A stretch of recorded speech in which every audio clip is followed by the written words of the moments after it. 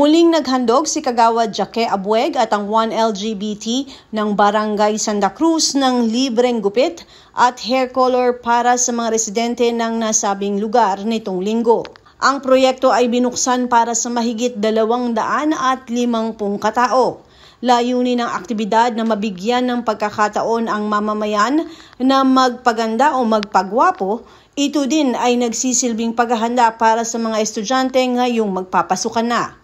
Ayon kay Abueg, nais niyang mabawasan ang gastusin ng mga kabarangay na sa halip na gamitin ang pera sa pagpapagupit o pagpapakulay ng buhok ay mailalaan ito sa mga bagay na higit na kailangan. Maliban sa libreng serbisyo, nagkaroon din ng paraffol para sa mga nakiisa sa proyekto. Isang suklay, isang gunting libreng gupit, proyekto po ng 1LGBT Santa Cruz. Kasi mas naniniwala ako na para sa mga seniors at libreng gupit at kulay at sa mga estudyante dahil yung ibabayad nilang 100 na pampagupit nila sa mga parlor or sa barbershop, malaking ahoro to kasi pwede na nilang pambili ng ulam nila at saka ng pangsaing nila. Naglabas kami ng stub is kahagabi is 260 na stub pero ang dami pa rin kasi walang stub kaya okay lang kasi pinaano naman namin dahil marami naman kami manggugupit and then marami rin kami nagkukulay tsaka yung stub nila meron kaming paraffol surprise para mamaya sa kanila.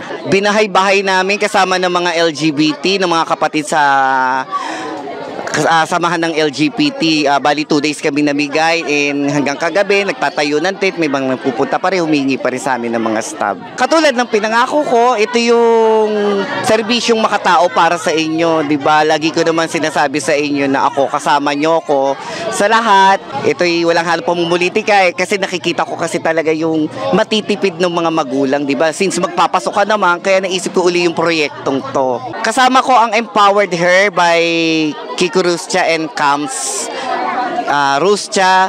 May mga kaibigan tayong tumulong katulad nila Ate Sara and Kuya Curly, si Capri Chipua na nagpadala ng taho para sa mga kabataan.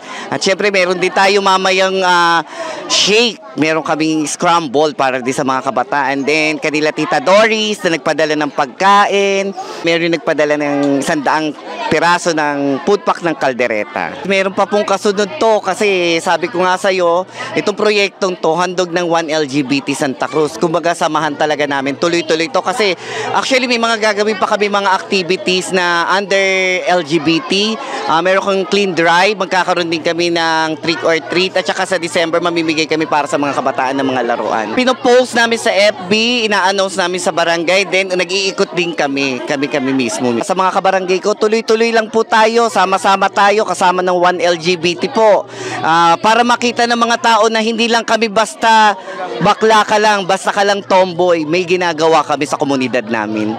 Natuwa ang mga residente sa kanilang nulok at nagpasalamat sa inisyatibo ng Kagawad. Hiling nila na magtuloy-tuloy ang proyekto ni Kagawad Jake. Pangalawang pagkakataon na to yung pagupit at pakulay kay Konsi Jake. Sa gupit tsaka sa kulay. Ito talaga pinagupit ko, gupit lalaki.